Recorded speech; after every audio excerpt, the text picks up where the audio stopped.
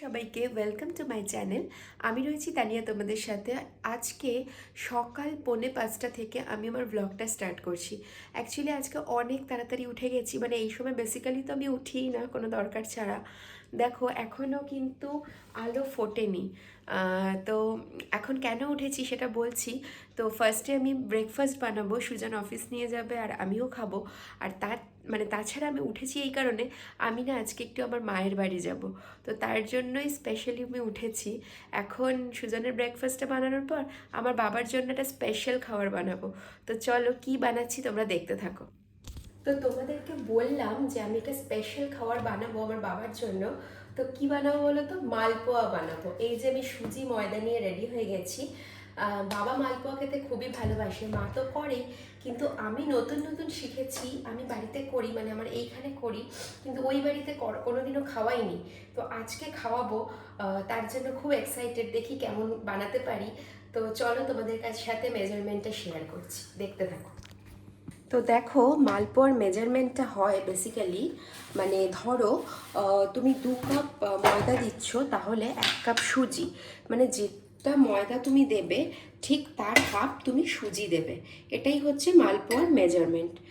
এরকম করে 2 কাপ ময়দা দিচ্ছি। একটু মেসি হচ্ছে জায়গাটা, অসুবিধা নেই, আমি পরে ক্লিন করে নেব।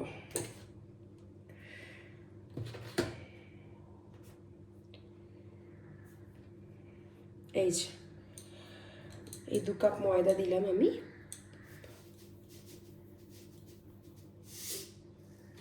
দেখছো, এই যে এই 1 কাপ সুজি। এবার এটাকে কেউ দুধ দিয়ে মাখে, কেউ জল দিয়ে মাখে। সো আমার কাছে মানে লিকুইড দুধ এখন নেই, তো তার জন্য আমি যেটা করি, আমি পাউডার দুধকে মিশিয়ে মাখিয়ে আর কি। এটাকে ড্রাই অবস্থায় একটুখানি একসাথে মেখে নিতে হবে।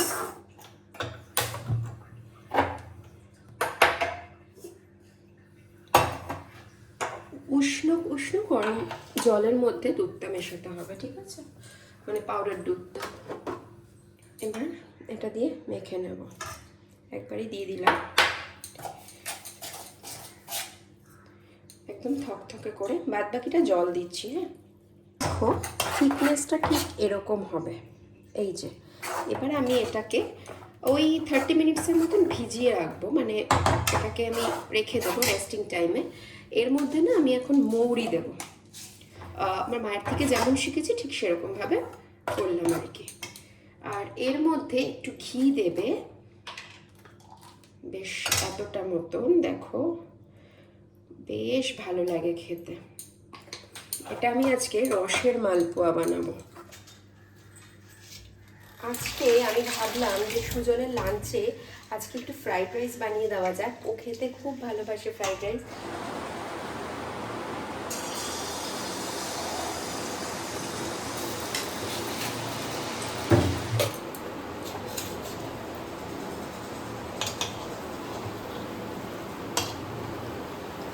এখানে হালকা হালকা কিন্তু আলো ফুটেছে এখন, কি অপূর্ব লাগছে না আকাশটা, অসাধারণ যেন লাগছে। হালকা হালকা কালো কালো মেঘ ভেসে বেড়াচ্ছে আকাশে, সাদা একদম ধোয়ার মতন আকাশ, অসাধারণ লাগে জানো তো। আর ঠান্ডা ঠান্ডা হাওয়া দিচ্ছে, এরকম সময় মনে হয় 1 কাপ চা নিয়ে বারান্দায় বসে থাকি, কি তাই তো? আমি এখন একটু চা খাচ্ছি। সো এত ভালো লাগছে গরম গরম চা আর এই ওয়েদার, ওফ ওফ ওফ, অসাধারণ। পুকুরের অবস্থা দেখেছো কি সুন্দর। তৈরি হয়ে গেল আমার মালপোয়া, রসের মালপোয়া বানিয়েছি জানো তো। তো এখন আমি একটু স্নানে যাব, স্নান টান করে এসে মেয়েকে রেডি করে আমি আবার বেরোবো, মানে বাড়িতে যাব, তার জন্য মেয়েকেও রেডি করে নেব। তো চলো দেখা হচ্ছে। তো দেখো আমি একটু স্নান ধান হয়ে গেল, এবার আমি রেডি হচ্ছি। তো চলো রেডি হওয়ার পরে তোমাদের সাথে আবার কথা হবে, কারণ সুজনও বেরোবে, আমি ওর সাথেই একেবারে বেরিয়ে যাব। আমার যে কাজের দিদি আছে, তো দিদিকে আমি বলে দিয়েছি যে দিদি একটু তাড়াতাড়ি এসো, কারণ আমরা বেরোবো, ও না হলে দেরি করে আসে। তো চলো আমি একটু রেডি হয়ে নিই, তারপরে আবার দেখা হচ্ছে। পর এত সকালে ছাদে এসেছি, এত সকালে তো বেসিক্যালি আমার ছাদে আসা হয় না, সম্ভবও না আমার, কিন্তু আজকে অনেক দিন পর কি সুন্দর লাগছে দেখো তো। মানে আকাশটা স্পেশালি অসাম অসাম। পদ্ম ফুলের গাছ, মানে জল পদ্ম যেটাকে বলে, গামলায় করেছে। আর এইটা হচ্ছে অ্যাডেনিয়াম এইগুলো। তো এই অ্যাডেনিয়ামটা না আমি আমার বারান্দার মধ্যে অনেক গাছ ছিল জানো তো। এই গাছগুলো না আমি ছাদে রেখে গেছি, কেন কি আমার মেয়ে যখন হলো আমার বারান্দায় জামা কাপড় মেলতে লাগে, তো তার জন্য আমি গাছগুলো, এই যে এইটা হচ্ছে জবা ফুলের গাছ, এটা খুব সুন্দর জবা দেয় জানো তো, আমার পিঙ্ক কালারের, মানে এগুলো সব আমার গাছ ছিল। এটা হচ্ছে তোমার কি বাগান বিলাস, এটা হচ্ছে বাগান বিলাস, খুব সুন্দর দিত ফুলগুলো। এখন সব এইখানে, এই যে নয়নতারা, কি সুন্দর যেই ভালো লাগে না এত, মানে পরিবেশটাই অন্যরকম হয়ে যায়। আমরা তো ফ্ল্যাটে থাকি, আমার শ্বশুরবাড়িতে খুব সুন্দর গাছ আছে, কিন্তু সেগুলো সব অন্য রকমের গাছ। এখান থেকে কতটা দেখতে পাচ্ছ জানি না, তবে দেখো এখান থেকে সব থেকে যে উঁচু বিল্ডিং দ্য 42, এখান থেকে কিন্তু দেখা যায়। দেখতে পাচ্ছ তোমরা এই সামনের বিল্ডিংটা না, পেছনের যেটা দাঁড়িয়ে আছে দ্য 42, এখান থেকে দেখা যায়। হাওড়া ব্রিজ এখান থেকে দেখা যায়। অসাধারণ ভিউ লাগে জানো তো, স্পেশালি আকাশটা, ও মা গো কি দারুণ। পুজো পুজো আসছে মনে হচ্ছে, তার জন্যই আকাশটা এরকম। মা দুর্গা আসলে কিন্তু আকাশটা এরকম থাকে বলো। এই মাঝখানে মাঝখানে কালো মেঘগুলো যদি সরে যায়, পুরো মনে হবে পুজো চলে এসছে। আমরা তো একদম কংক্রিটের জঙ্গলে থাকি, মানে পুরোটাই কংক্রিট, তোমরা দেখতে পাচ্ছ আশা করি, পুরোটা আমি দেখালামও যে মানে একটু সবুজ তো কিছুই নেই, লোকের ছাদে বা লোকের বারান্দায় যেটুকু গাছ, ব্যাস আর কিছুই নেই এখানে।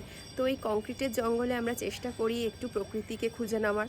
এই একটু খোলা আকাশের নিচে বা একটু ছোট ছোট গাছপালা লাগানো আছে, এগুলো দেখতে খুবই ভালো লাগে, কারণ ওই সেই ব্যাপারটা তো আর এখন থাকি না আমরা। যেরকম জায়গায় যারা থাকে তারা মানে সত্যি ব্লেসড, মানে তারা যে কি থাকে আর আমরা যে কি মিস করি আমরাই জানি। তো দেখো আমি কিন্তু রেডি হয়ে গেছি, এবার আমরা বেরোবো। আর সোনা মাম্মামও কিন্তু রেডি হয়ে গেছে, দেখাচ্ছি কথা কিভাবে রেডি হয়েছে, দাঁড়া। মাম্মা তুমি রেডি হয়ে গেছো? তুমি রেডি হয়ে গেছো? ওই বাবা এটা ঢিকি ঢিকি ঢিকি ঢিকি ঢিকি যে সুন্দর একটা পিঙ্কি পিঙ্কি জামা পরিসে, মামা পিঙ্কি জামা পরিসে না বাবা, না বাবা, মা বেচু পিঙ্কু জামা পরিসে সারাদিন হাত মুখে মাম্মামের দেখো। হ্যালো এভরিওয়ান, আমি তো তোমাদেরকে শেয়ার করেছিলাম যে আজকে আমি মা বাবার কাছে যাব, আর আমি গেছিলামও। তো এখন ফিরে এসেছি, ফিরে এসে আমি ভাবছিলাম যে আজকে তো তোমাদের সাথে ওখানে গিয়ে কোনো কিছুই মানে শেয়ার করতে পারলাম না, কেন কি আমার বাবা মা একেবারেই ক্যামেরা ফ্রেন্ডলি নয়। তো তার জন্য আমি কোনো ভিডিওই শ্যুট করতে পারিনি। আর আজকে যেহেতু গণেশ চতুর্থী ছিল, রাস্তায় খুবই ভিড় ছিল, যে আমি একটু কোনো প্যান্ডেলে গিয়ে শ্যুট করব সেগুলো আমার সম্ভব হয়নি। তো আজকের মতন ভিডিওটা আমি এখানেই শেষ করছি। যদি কালকে পসিবল হয় আমি বেরোই, অবশ্যই কোনো ভিডিও তোমাদের সাথে শেয়ার করব। আর তোমরা ততক্ষণ ভালো থেকো, সুস্থ থেকো, সাবধানে থেকো। আর আমার চ্যানেলটাকে সাবস্ক্রাইব করো, যারা এখনও সাবস্ক্রাইব করোনি প্লিজ সাবস্ক্রাইব করে দিও চ্যানেলটাকে।